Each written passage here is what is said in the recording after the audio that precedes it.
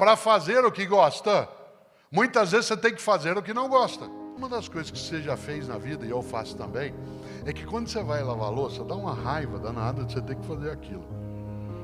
E aí você olha aquilo, olha para lá, tem dia que você fala assim, vou deixar, depois eu lavo. Deixa hoje, junto com a louça de ontem. De repente, você está com uma pilha imensa espalhada e os teus armários estão meio vazios dentro.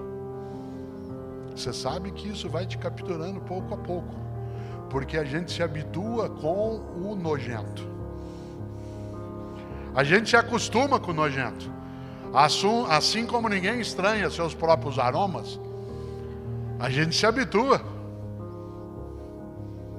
Você e eu sabemos disso. Quer ver um exemplo concreto?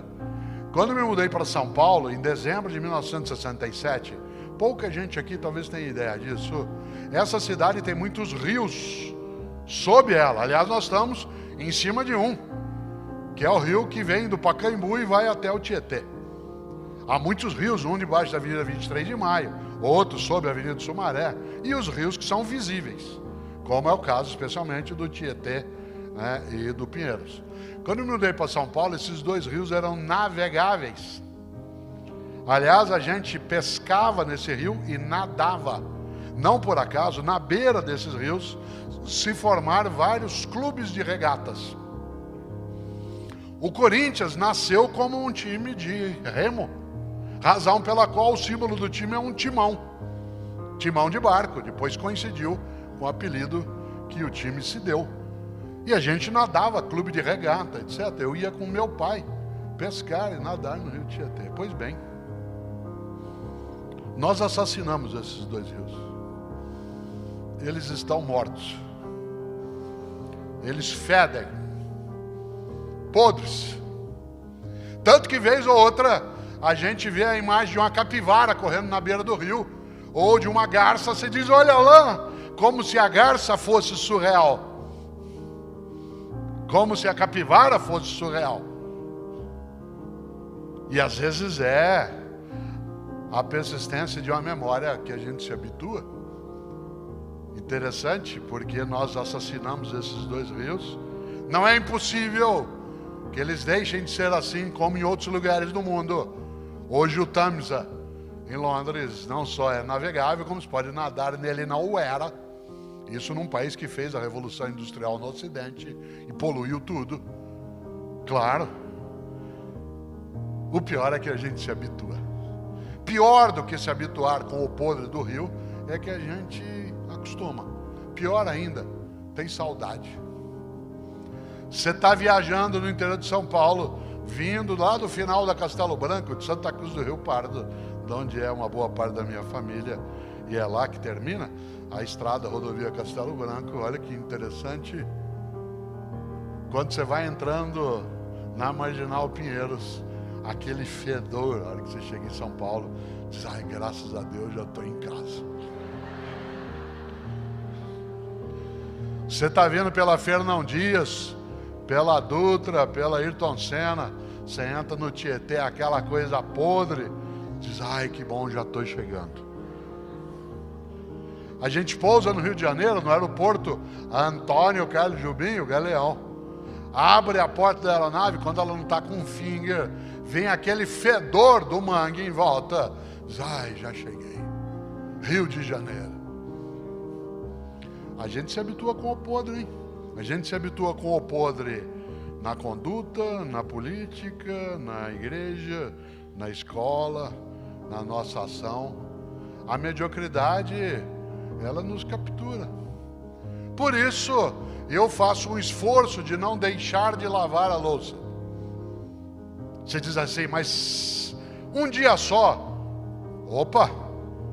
Eu vi agora alguns bombeiros civis andando aqui por dentro e me lembrei de um conselho do Corpo de Bombeiros que eu repito sempre e que aparece em alguns dos meus livros, que diz que, atenção, nenhum incêndio começa grande.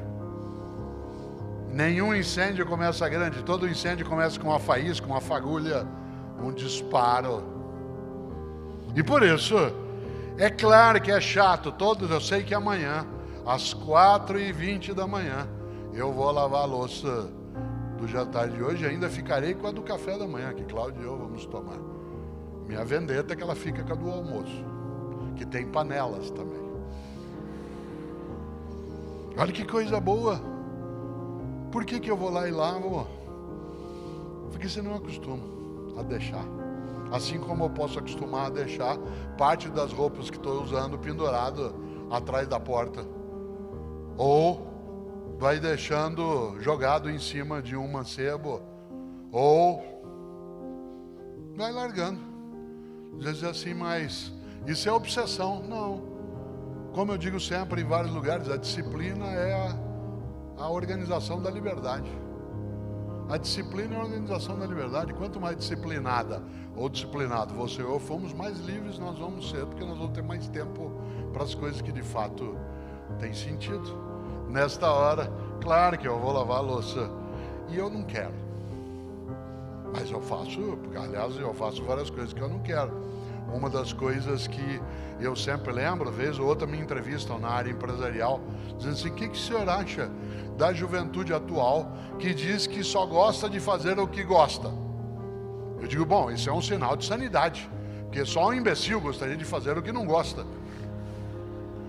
No entanto, para fazer o que gosta, muitas vezes você tem que fazer o que não gosta.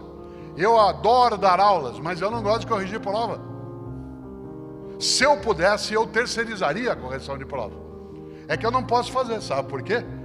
Porque uma das coisas que permite que eu saiba como eu estou ensinando é quando eu leio a maneira como as pessoas estão aprendendo. Eu só sei se eu estou ensinando corretamente se eu noto que as pessoas estão escrevendo coisas que eu ensinei de modo correto. Mas é chato. Você corrigir prova significa num domingo à tarde a família inteira saindo, dando tchau, e você lá com 200 provas sobre a mesa, 200 redações, 200 textos, em que você vai ler sobre o mesmo assunto nas 200, com letras inacreditáveis. Parte delas não parece vir do Salvador Dalí, mas do Picasso. É mais que surreal, é dadaísta ao extremo. É cubista como Picasso. Já imaginou? Mas eu preciso fazê-lo. Assim como eu também não gosto de lavar louça. Assim como muitas vezes não se gosta de cuidar de uma criança. Mas é preciso fazê-lo. Porque para você fruir os outros momentos, você precisa ser capaz também, claro, de fazer o que não é tão agradável. Nesta hora, volto. Uma pessoa que tem a recusa, a mediocridade, entende essa percepção e vai além dessa condição. E eu lembro isso exatamente porque, já pensou, a ideia de eu ter de lavar a louça. E eu lavo. E vou reclamando nos primeiros 5 minutos. Sozinho, naquele horário. Mas na sequência eu começo a querer que aquele seja a melhor louça lavada do mundo. Não quero que eu seja o melhor lavador de louça do planeta, mas eu quero que aquela seja a minha melhor lavada de louça. Eu quero que eu, Cortella, não seja medíocre naquilo. E aí eu vou lavando e vou guardando, colocando em ordem dentro do escorredor. E aí ao final, acho que você já fez isso várias vezes, é uma coisa quase torturante não fazer. Você, quando termina tudo, pega um pano com água, passa em todo lugar, aí pega o paninho, enxuga e põe de lado, ainda limpa a torneira um pouco e para olhar a obra feita e sorri sozinha ou sozinho da obra bem feita.